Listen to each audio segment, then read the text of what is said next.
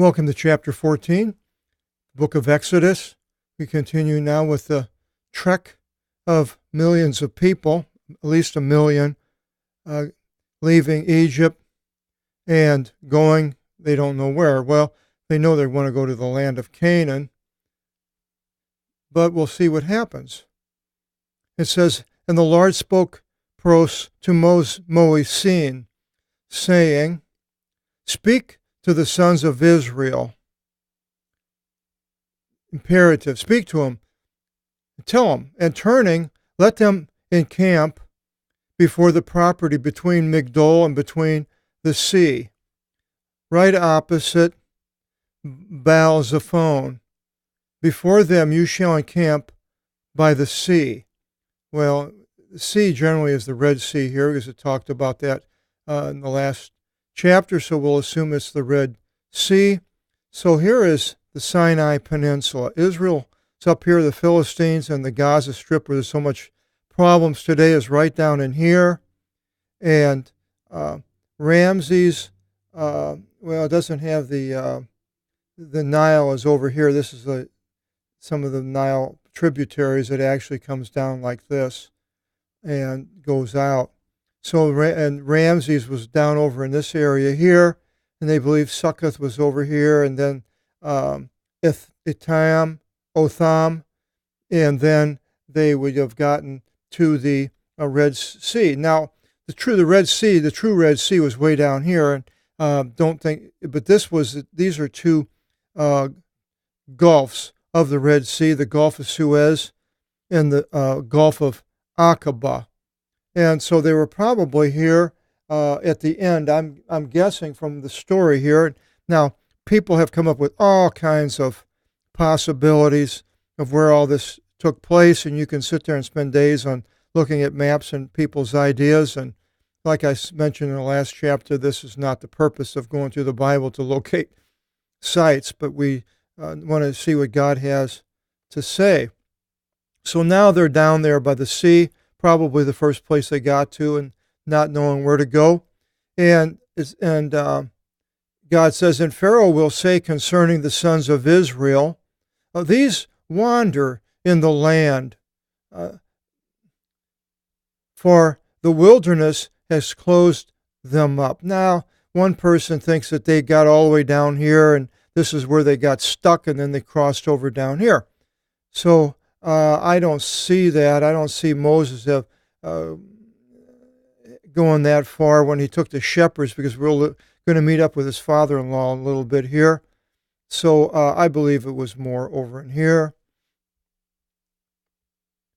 And so they're wandering in this wilderness area. The wilderness has closed them up.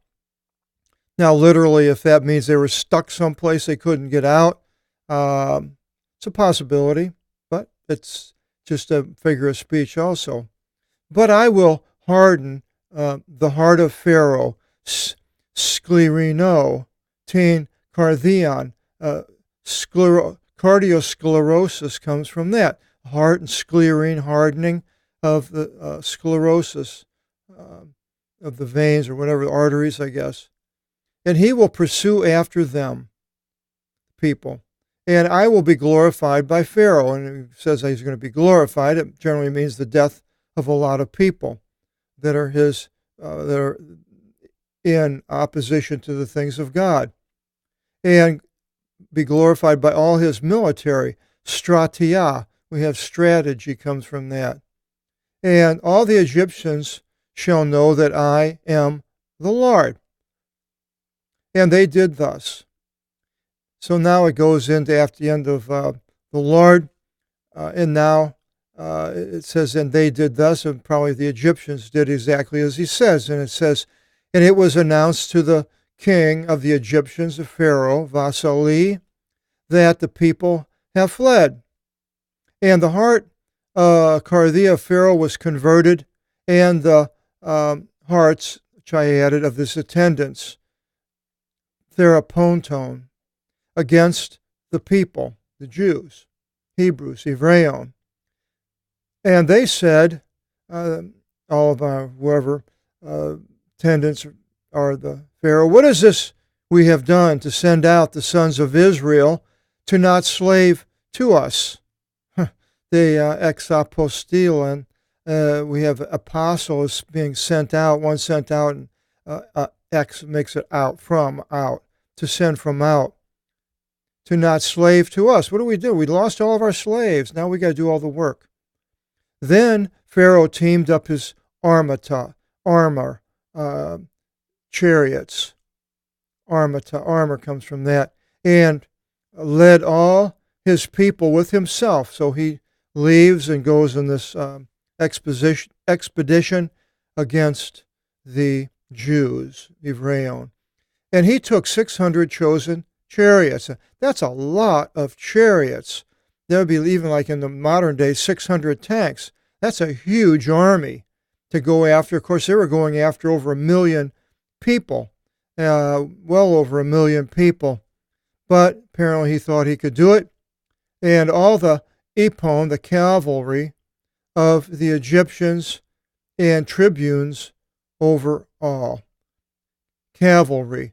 I was at one time thinking of immigrating into Canada, and I was going to a church called Calvary Chapel, Southern California, and I had a letter from them, something when I would go in there to Canada, and I mentioned to the immigration officer about Calvary Chapel, and they said, what do horses have to do with this? And I said, oh, it's not a horse, it's a church. Jesus was crucified on Mount Calvary. And he apologized, and I said, there's no apology needed, you didn't know. And the Lord hardened, again, the heart of Pharaoh. I could have highlighted that. The king of Egypt, and he pursued after the sons of Israel. But the sons of Israel went with a high hand. They went with God, the force, the power behind them. And the Egyptians pursued after them. And they found them camping by the sea. So, again, here, camping by the sea, I'm assuming it was down in this area right here. And makes sense to me. This other one had them coming way down here and crossing over here, like I said before. And all the cavalry and the chariots of Pharaoh and the horsemen and his stratia, military, were before the property right opposite Baal-zephon. So if you know where Baal-zephon is, then you know where this is. And Pharaoh led forward, and the sons of Israel, looking with the eyes, beheld. And behold, the Egyptians were encamped behind them. Oh boy, that would bum them out. All these people, and probably didn't have anything like the forces of the Egyptians. They were sheep to the slaughter. And they feared exceedingly, which they rightly should have done. And phobe, has to do with fear, phobia. And the sons of Israel, what did they? Yelled out to the Lord. So here we have the first place that they're yelling out to the Lord in a complaint. And I mentioned I was putting together this book or article on Kyriomaki. And so here the first yelling out against the Lord, to the Lord, more or less. It wasn't really against it so much here, it's just to him. And then they said to Moses, because there were no tombs existing in Egypt, have you led us to be put to death in the wilderness? Is there no tombs there, so we're going to go die out here? What is this you did to us, bringing us forth from out of Egypt? And they're blaming poor Moses and not mentioning God. Was this not the saying which we spoke in Egypt to you, saying, disregard us, forget it, get away, go away, just do something else. So they didn't want to hear the things that God had planned. And then, so that we may disregard us, so that we may slave to the Egyptians. They were fine being slaves to the Egyptians rather than these hardships that they thought, well, they did go through. I suppose it's a good lesson for us when we're in a hard spot we have to make a decision to walk away from something that's bad and become a Christian. You give up a lot of things. A lot of people have a hard time with that. I knew a man, and he kind of led me to go to this church, and we were playing at an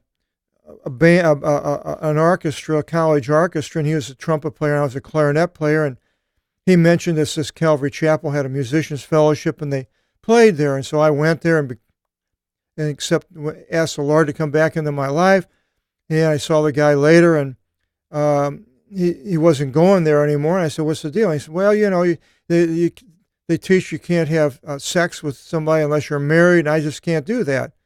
So he walked away, and this is basically the parable of the sower that Jesus mentioned, different things that causes a person to leave God or not go along with his plan, or if they are going along, what can divert them.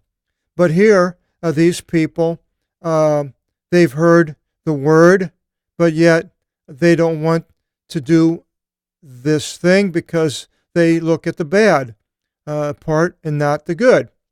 And it continues, and they say, "For it's better for us to slave to the Egyptians or live in sin than to die in the wilderness, than to go out and forfeit the sinful nature that we have, the things that we're doing. It's better to stay the way I was. Do it. I'm happy that way." And Moses said to the people, "Well, be of courage." And God would say to us, "Take courage. Stand and see the deliverance by the Lord, which he will do for us today." And the deliverance is taking us out of a bad thing and going to something better. And the standing, and God can deliver us from being bound by Satan and being directed by him to go to the fire, and being delivered by Jesus Christ to go into paradise, and stand and see that God can do this for us. He will do it. He has done it for me and does it for you and many out here, many of you that are listening. "For in which manner you see the Egyptians today, you will not proceed to still to see them into the eon of time." Aeona chronon. Aeon, transliteration, and chronon, chronology, comes from that. You see them today, but you're not going to see them into the eon of time. They're going to disappear. Kyrios will wage war for us. Polemise is the verb, and the polemics, a war of words, arguing on words. And you shall be quiet, because the Lord is going to wage the war. And Kyrios said to Moisin, "Why do you yell to me? Speak to the sons of Israel and break camp." So get over it. Let's go. Again, they have the column of cloud in the day and the column of fire by night. And then he says, "And you, lift up your rod," the one that Moses had, "and stretch out your hand upon the sea and tear it." That's like, whoops, knock my microphone over. Tear it, rip it, like, and let the sons of Israel enter into the midst of the sea on dry land. Meson, the mesoderm, middle skin, thalassis, stalactic, see all these derivative, seron. You can look at them up in our English derivatives from the Greek New Testament book that we have in our website, apostolicbible.com, in the bookstore. And you can go through and learn a lot of Greek. And it's really great for helping you pronounce these words. And it's 17, "And behold, I will harden sclerino, the heart of Pharaoh, and all the Egyptians." So God has a purpose, and he's hardening the hearts of people that he is going to use in a way that will help us somehow. It's hard to see that, but I look at the things going on today, and it's just pretty horrible throughout the world. I wonder how bad can it get. And he continues, "And they will enter in after them," that is the Egyptian, after the Jews, "and I will be glorified by Pharaoh," again, the deaths of all these people, "and by all his stratia, and by his armasi, and by his epis, a hippopotamus, epis, hippo, horse. And all the Egyptians shall know that I am Kyrios, glorifying myself, again with the dead people being defeated, glorifying myself by Pharaoh and by the armacy and by the epis. And the angelos tou Theou, the angel of God. Angelos is a messenger, the verbal form, a message. And the angel of the God lifted away, going before the camp of the sons of Israel, and went at the rear. So there are apparently now we are introduced to this angel of God who's in control of this mass migration, and lifted away also the column of cloud, the stelos, from their sight, and it stood from out of the rear of them. So it was up there in the front leading them. All of a sudden it goes behind where they're at.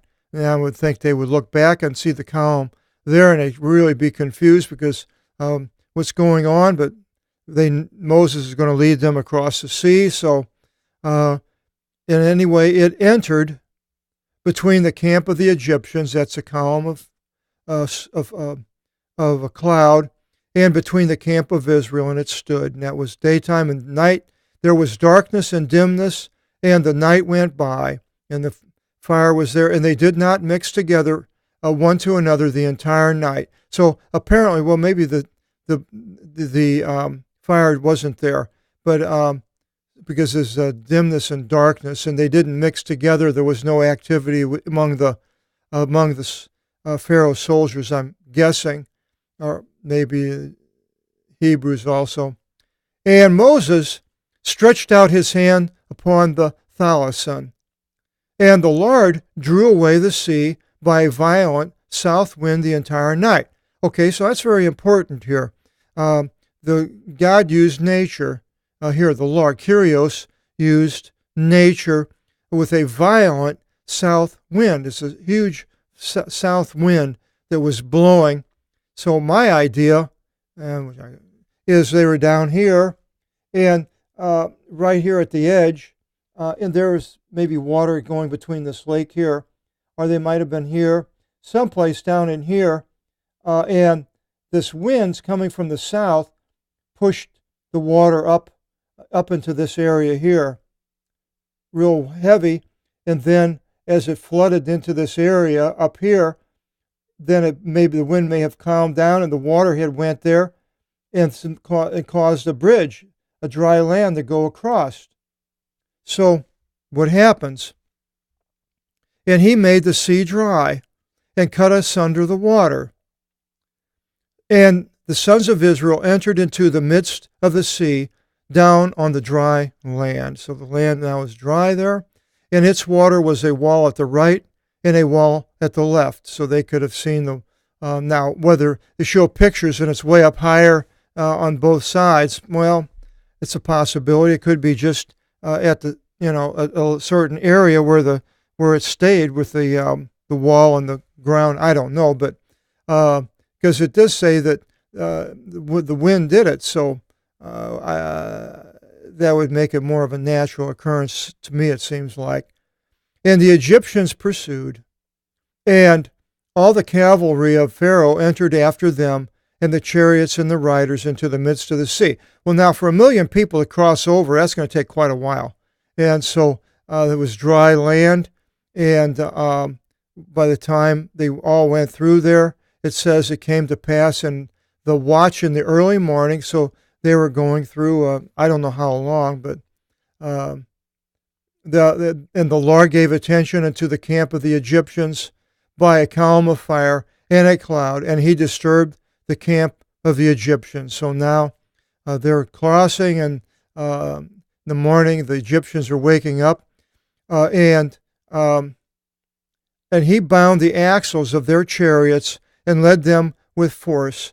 So I think that he's talking about here is that these chariots and the army went into that area following after these people, and that wind stopped. This is what I'm guessing, and and the Egyptians saw that and knew that's a possibility the water could come back, so we should flee from the face of Israel.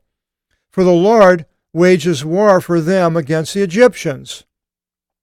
And Kyrios said to Moses, stretch out your hand upon the sea and restore the water and cover over the Egyptians, over both the armata and over the riders.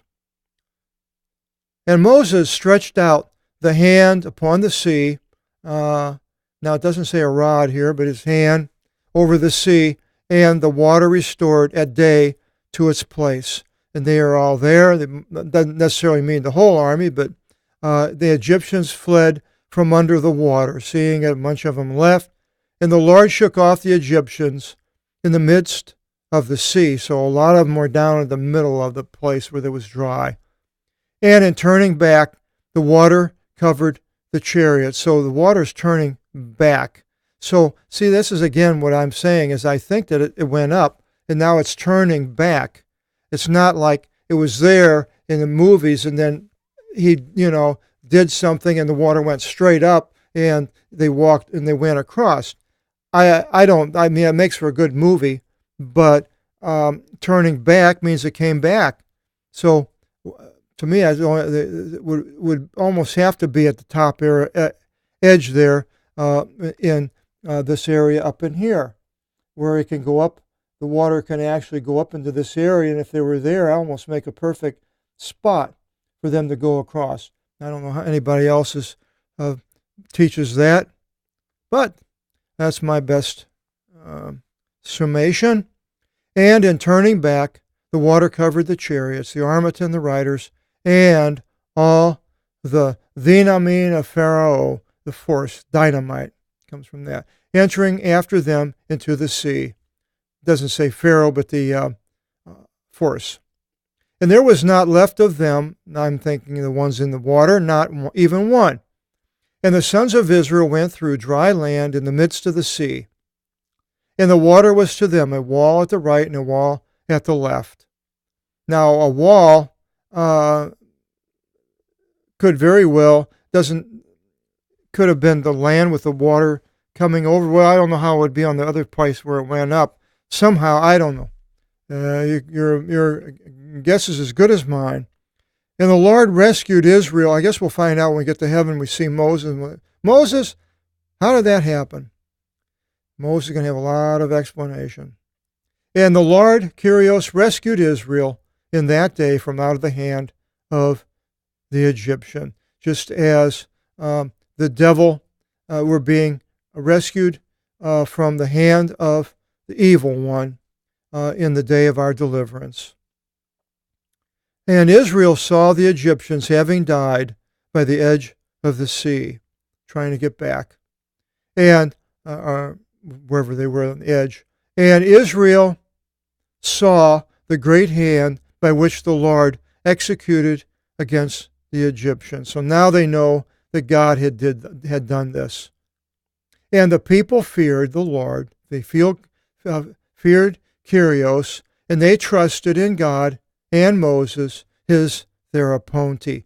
And God's attendant, just like Pharaoh has all these attendants, God's theroponte was Moses. So they trusted in God and Moses instead of earlier blaming Moses for what he did. The happiness comes out in a ode. In the next chapter, we'll go through the beautiful ode of Moses in Israel. Hope you'll join us in the next video seminar. And until then, God bless.